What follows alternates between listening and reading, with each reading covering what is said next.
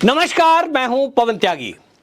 जैसे ही लोकसभा चुनाव का दूसरा चरण पास आ रहा है, भारतीय जनता पार्टी के दो नेता इतना ज्यादा कांग्रेस को घेरने में लग गए हैं कि अब पूरे चुनाव का रुख बदल गया है। शुरुआत की देश के प्रधानमंत्री नरेंद्र मोदी ने, जिन्होंने कांग्रेस पर प्रहार करते हुए यह बता दिया कि कांग्रेस का जो घोषणा पत्र है वो किस कदर भयंकर है कि वो हिंदू महिलाओं के मंगलसूत्र तक को भी ले लेंगे। मंगलसूत्र की अगर मैं बात करूं तो जो मोदी जी हैं उनका इशारा इस बात से नहीं था कि जो महिला के गले में मंगलसूत्र पड़ा है उसको कांग्रेस ले लेंगे। उनका मतलब था कि महिलाओं के सुहाग की रक्षा भी नहीं हो पाएगी, यानी मंगलसूत्र की रक्षा भी नहीं हो पाएगी अगर कांग्रेस की सरकार आई। इसको आगे बढ़ाया योगी आदित्यनाथ ने, क्योंकि योगी आदित्यनाथ मोदी के बाद वो नेता हैं जो पूरे भारत में पूरे हिंदुओं के लिए लोकप्रिय हैं। वहीं दूसरी बात, अब जो हालात है भारतीय जनता पार्टी में, जिस कदर अब चर्चाएं चल रही हैं और मोदी जी जिस तरह से योगी जी की तारीफ करते हैं, दिखाई दे रहा है कि पूरे देश में स्टार कैंपेनर के रूप में यदि भारतीय जनता पार्टी का कोई स्टार प्रचारक है वो मोदी के बाद योगी जी हैं। योगी जी उत्तर प्रदेश के बागपत में दहाड़ रहे थे और जब वो दहाड़े तो उन्होंने मोदी जी की इसी बात को आगे बढ़ाते हुए यह कह दिया कि कांग्रेस का जो घोषणा पत्र है वो सरिया कानून लागू करना चाहते हैं। बाबा साहब भीमराव अंबेडकर के द्वारा बनाए गए संविधान को बदलकर इस देश में सरिया कानून लागू कर देंगे, सरिया का नियम लागू कर देंगे अगर कांग्रेस की सरकार आई। यानी कांग्रेस अपने घोषणा पत्र पर पूरी तरह घिरी हुई है। घोषणा पत्र में जिस तरह की बातें लिखी हैं इस पर चर्चा पहले भी चली थी, लेकिन उसको कहीं हल्के में लोगों ने लिया, शायद बहुत सारे लोग समझ नहीं पाए। लेकिन मोदी जी ने जब समझाया और चीजें बताई कि किस तरह से, अब उसमें बयान साफ साफ है। हालांकि जब ये अपने घोषणा पत्र पर कांग्रेसी घिरे तो अब मल्लिकार्जुन खड़गे कह रहे हैं कि मोदी जी से टाइम मांग रहा हूं, मैं मोदी जी को समझाऊंगा। राहुल गांधी हैदराबाद से बोल रहे हैं और इतनी चालाकी कर रहे हैं कि अब जो वीडियो वायरल है उसमें जहां राहुल गांधी संपत्ति बोल रहा है कि हम देश की संपत्ति का सर्वे कराएंगे, वो संपत्ति शब्द को बीप दे दी गई है, यानी उसको रोक दिया गया है क्योंकि इनको समझ में आ गया कि अब तुम गिर चुके हो। मोदी जी ने इनका खुलासा किया कि किस तरह की बातें ये कर रहे हैं। ये कह रहे हैं कि पूरे देश में हम सबकी संपत्ति का ब्यौरा इकट्ठा करेंगे और फिर क्या करेंगे, इसको इस देश के जो अल्पसंख्यक बोला है इन्होंने, अल्पसंख्यकों में बांट देंगे। इसको लेकर टीवी पर बहस चली हुई है, न्यूज चैनलों पर बहस है, सोशल मीडिया पर मैंने खुद सुना है लोग क्या चर्चा कर रहे हैं। मैंने किसी से इसका मतलब पूछा कि भाई योगी आदित्यनाथ जी जो कह रहे हैं कि सरिया कानून लागू हो जाएगा देश में, ऐसा क्या कांग्रेस करने जा रही है? क्या इनके घोषणा पत्र में इस तरह की कुछ बातें हैं?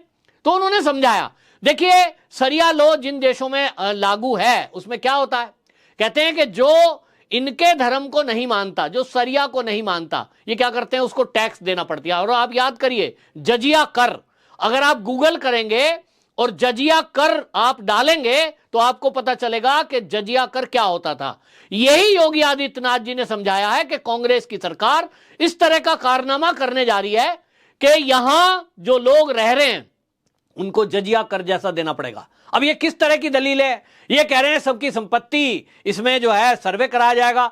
मैं एक भारतीय जनता पार्टी के प्रवक्ता हैं शिवम त्यागी, उनकी एक डिबेट सुन रहा था, वो बता रहे थे कि ये अब सर्वे किस तरह का कांग्रेस चाहती है कि वो हमारे घर में संपत्ति कितनी है, हमारे खेत कितने हैं, इसका सर्वे कराएंगे।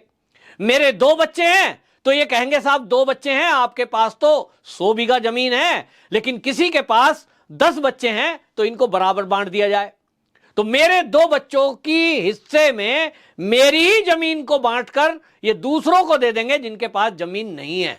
और इसलिए ये इस तरह का बंटवारा करना चाहते हैं, इस तरह का ये जो काम करना चाहते हैं, यही वामपंथी सोच है। और यही वामपंथी सोच कांग्रेस के घोषणा पत्र में दिखाई देती है, जिसके बाद पूरी कांग्रेस घिरी नजर आ रही है। अब इसी बात को लेकर भारतीय जनता पार्टी आक्रामक है, लेकिन मैं देख रहा हूं सुप्रिया श्रीनेत को देख रहा हूं जो कांग्रेस की प्रवक्ता है, वो इसको झूठा बता रही है कि बीजेपी वाले तो झूठ बोल रहे हैं, ऐसा कोई नहीं घोषणा पत्र में लिखा है, और वो अपने तरीके से उसको मैनिपुलेट करने की कोशिश में लगी है। दुनिया को, देश के लोगों को मूर्ख समझ रखा है इन कांग्रेसियों ने। ये क्या मूर्ख समझते हैं? जो योगी जी कह रहे हैं क्या वो झूठ है? जो मोदी जी कह रहे हैं क्या वो झूठ है? जो मनमोहन सिंह ने कहा था वो झूठ था। अब तो वीडियो है, सबूत है कि मनमोहन सिंह एक समय में क्या बोल रहे थे कि पहला अधिकार किसका। ये उस वीडियो को आप सुनेंगे तो पता चलेगा। इनको लगता है कि इस देश में अल्पसंख्यक की राजनीति करके, ये देश में धर्म आधारित राजनीति करके ये कुछ वर्ग की वोट लेते रहेंगे, और जैसा ये देश की आजादी के पहले से लेकर और अभी तक ये हमेशा अपने को हीरो बताते रहे। देश का बंटवारा कर दिया तो देश के बंटवारे में आपको पता है यहां कितनी जमीन चली गई, आप जानकर हैप रह जाएंगे। ये इसी मानसिकता से कांग्रेस ने दी जो 8,03,940 वर्ग किलोमीटर जमीन हमारी भारत की थी, वो इसी दिमाग से इन्होंने, जो कांग्रेस का ये तुष्टीकरण है, इसी वजह से ये देश के दो टुकड़े कर दिए। 1971 में एक और टुकड़ा बांग्लादेश के नाम पे कर दिया।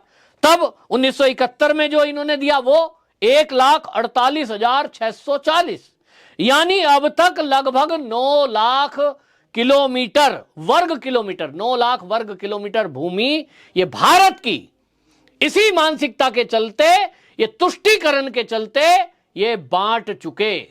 तो सोचिए, जो कांग्रेसी आज अपने को स्पष्टीकरण दे रहे हैं कि साहब हम संविधान नहीं बदलेंगे, हम बाबा साहब भीमराव जी का बनाया हुआ संविधान नहीं बदलेंगे। अरे तुमने तो बदल दिया। सेकुलरिज्म शब्द किसने डाला? बाबा साहब ने तो नहीं डाला था, इंदिरा गांधी ने डाला। तो तुम ये चालाकी हेरा फेरी मत करो कांग्रेसियों, तुम्हारी पोल खुल रही है। और अब योगी और मोदी मिलकर जब पोल खोल रहे हैं, अमित शाह बीच में आकर के उसको समझा रहे हैं, तो अब ये हाशिए पर खड़े नजर आ रहे हैं। लेकिन इससे इस देश के हिंदुओं को समझने की आवश्यकता है कि कांग्रेस की मानसिकता क्या है।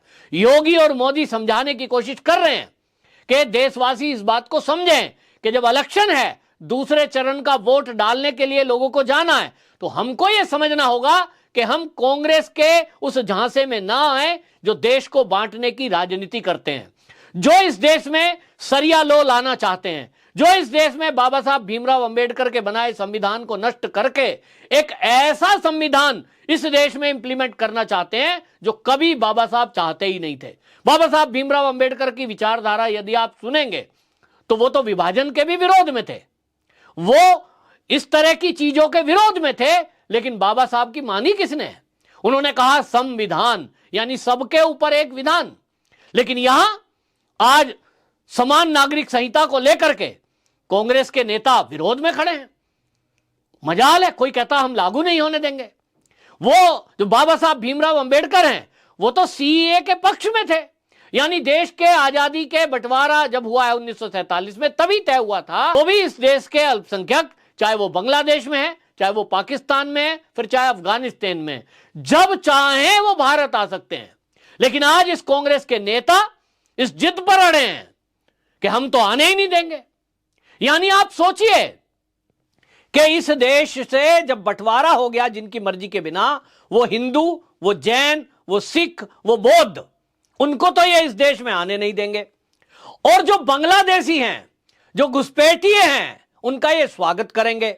उनको अगर जो यहां आ गए अवैध रूप से, उनको बाहर जाने नहीं देंगे। और इसीलिए मोदी जी ने इनको घेरा कि ये घुसपैठियों के तो साथ खड़े हैं। और जो भारत के नागरिक थे किसी दिन, चाहे वो कभी बांग्लादेश की सीमा में रहते थे, चाहे अफगानिस्तान की सीमा में रहते थे, फिर चाहे वो पाकिस्तान में रहते थे, उनकी मर्जी से तो देश बटा नहीं। लेकिन उस समय बाबा साहब भीमराव अंबेडकर ने एक व्यवस्था की, क्योंकि, और वो इसलिए की क्योंकि बाबा साहब जानते थे कि बड़ी संख्या में जो दलित हैं, जो बौद्ध हैं, वो पाकिस्तान में रह गए हैं, वो बांग्लादेश में रह गए हैं, वो अफगानिस्तान में रह रहे हैं, इनको कौन बचाएगा? और इसलिए उन्होंने एक व्यवस्था की कि वो जब चाहें भारत आ सकते हैं। मोदी सरकार आई, मोदी ने इस बात की चिंता की कि बाबा साहब भीमराव अंबेडकर जो कह के गए, जो लिख के गए, कांग्रेस ने तो उसको लागू नहीं होने दिया, चलिए हम लागू करेंगे। और इसीलिए सीएए का कानून मोदी सरकार लेकर आई। लेकिन इन कांग्रेसियों को देखिए, इनका सोशल मीडिया और ये सारे नेता झूठ फैलाने में लगे हैं। मोदी जी तो संविधान बदल रहे हैं, मोदी जी तो आरएसएस का संविधान लागू कर देंगे। कहां कहा है भाई आरएसएस का संविधान? क्या इस देश में अगर पाकिस्तान के दलित को नागरिकता मिल जाएगी, यह आरएसएस का संविधान है? फिर तो अच्छा है। क्या इसमें बांग्लादेश से आए हुए दलित को अगर भारत में नागरिकता मोदी दे रहे हैं और इसमें सीए लेकर आ रहे हैं, फिर तो यह संविधान का बदलना अच्छा है? बताएं मुझे कांग्रेसी। दलितों को अगर यहां दिल्ली में आप देख लीजिए, जाइए, जो सिग्नेचर ब्रिज है उसके पास पूरी बस्ती है, सारे दलित लोग हैं, उनको नागरिकता क्यों ना मिले, इस पर कांग्रेसी का कोई जवाब नहीं है।